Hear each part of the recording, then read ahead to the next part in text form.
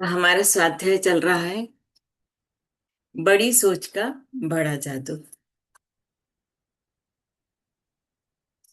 जिसके लेखक हैं डेविड जे।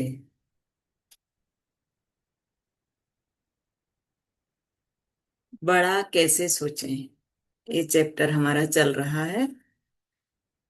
आगे ऑथर कहते हैं, जो व्यक्ति अचल शब्द के लिए दुर्भेद्य शब्द का प्रयोग करता है या बचत की जगह मितव्ययिता का शब्द शब्द का प्रयोग करता है, उसके बारे में हम यह जान जाते हैं कि उसकी शब्दावली का दायरा बड़ा है।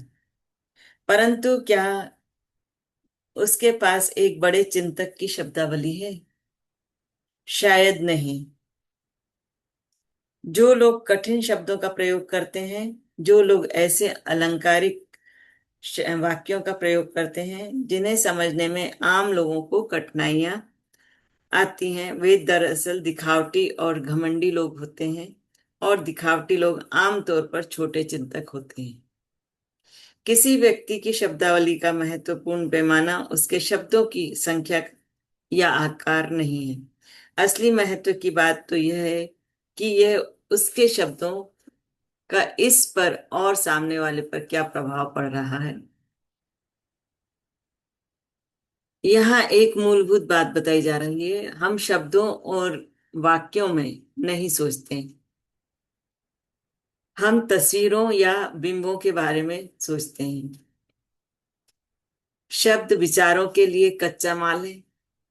जब उन्हें बोला जाता है तो या पढ़ा जाता है तो हमारा दिमागी कंप्यूटर इन शब्दों को पास अपने आप तस्वीरों में बदल लेता है। जो शब्द कहे जाते हैं उनको अपने आप दिमाग जो है तस्वीरों में बदल लेता है।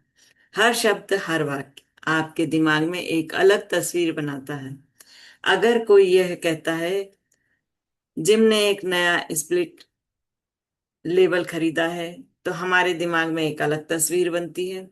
परंतु अगर आपको बताया जाता है कि जिम ने एक नया रेंज हाउस खरीदा है, तो आपके दिमाग में दूसरी तस्वीर बनती है। हमारे दिमाग में अलग अलग तस्वीरें अलग अलग शब्दों की वजह से बनती हैं। जैसे शब्द होंगे वैसे हमारे दिमाग में तस्वीरें बनेंगी। इसे इस तरीके से देखें, जब आप बोलते हैं या लिखते हैं तो आप एक तरह से दूसरे लोगों के दिमाग में फिल्में दिखाने वाले प्रोजेक्टर का काम कर रहे हैं। और आप जिस तरह की फिल्म दिखाएंगे, सामने वाले का पर उसका प्रभाव वैसा ही पड़ेगा। मान लीजिए आप लोगों को यह कहते बताते हैं कि मुझे यह बताते हुए दुख हो रहा है कि हम असफल हो गए हैं। इस वाक्य का उन लोगों पर क्या असर होगा? वे लोग इन शब्दों में हार और निराशा और दुख के चित्र देखेंगे, जो असफल शब्द में छुपे हुए हैं। इसके बजाय अगर आप कहते हैं, यह रहा एक नया उपाय जिससे हम सफल हो सकते हैं, तो इससे उनका उत्साह बढ़ जाएगा और वे एक बार फिर कोशिश करने के लिए तैयार हो जाएंगे। मान लीजिए आप कहते हैं, हमारे सामने एक समस्या है।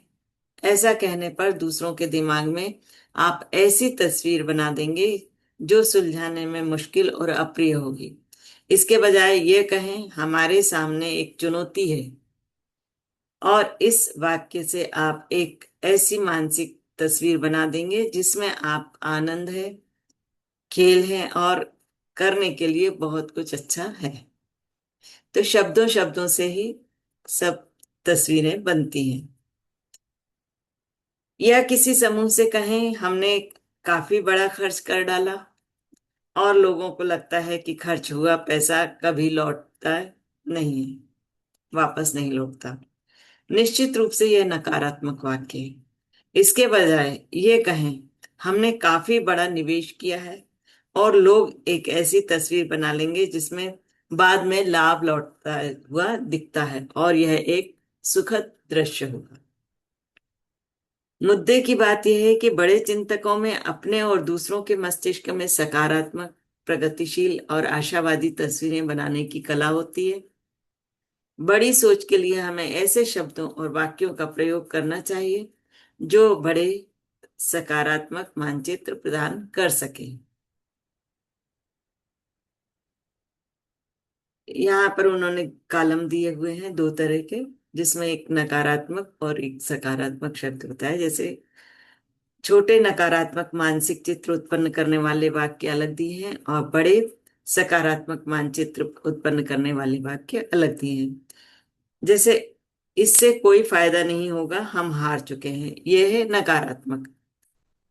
और हम अभी हारे नहीं हैं, हम कोशिश करते रहेंगे, यह रहा एक नया उपाय जिससे हम सफल हो सकते हैं। यह है सकारात्मक बड़े शब्द जिनसे ये मानसिक चित्र उत्पन्न होंगे, सकारात्मक।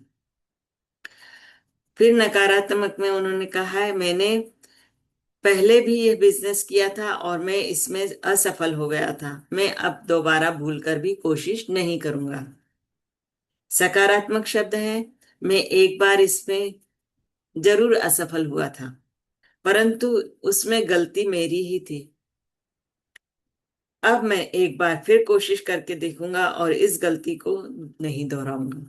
जो गलती पहले की थी उसे नहीं दोहराऊंगा और एक बार फिर कोशिश करूंगा। यह है सकारात्मक। नकारात्मक में मैंने कोशिश करके देखा है परंतु यह माल बिकता ही नहीं है, लोग इसे नहीं खरीदना चाहते। इसी का सकारात्मक होगा, अब तक मैं यह माल नहीं बेच पाया,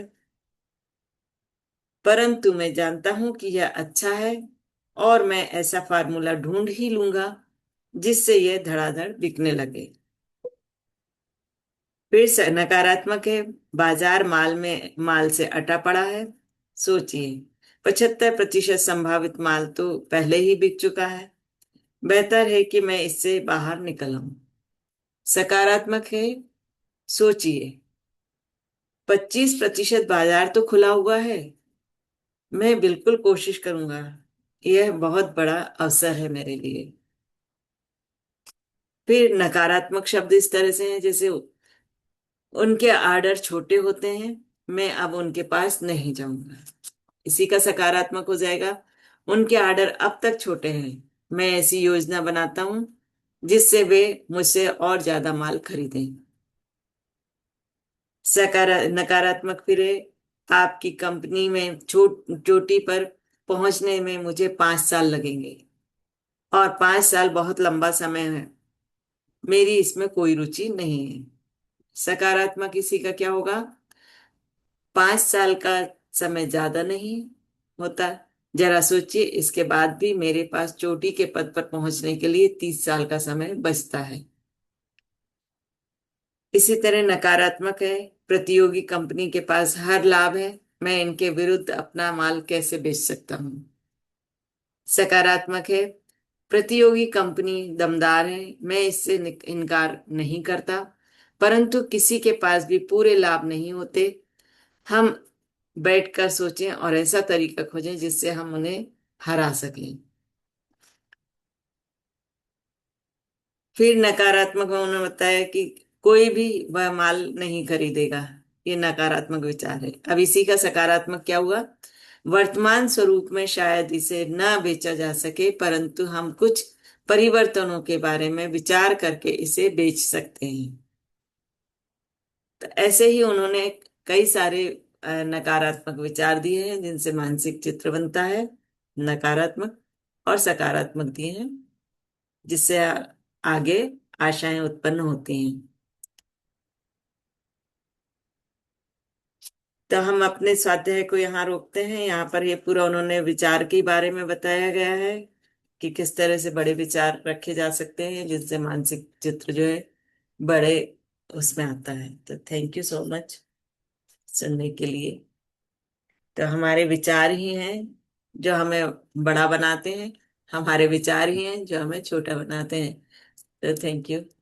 thank you ma'am, thank you so much. अलग अलग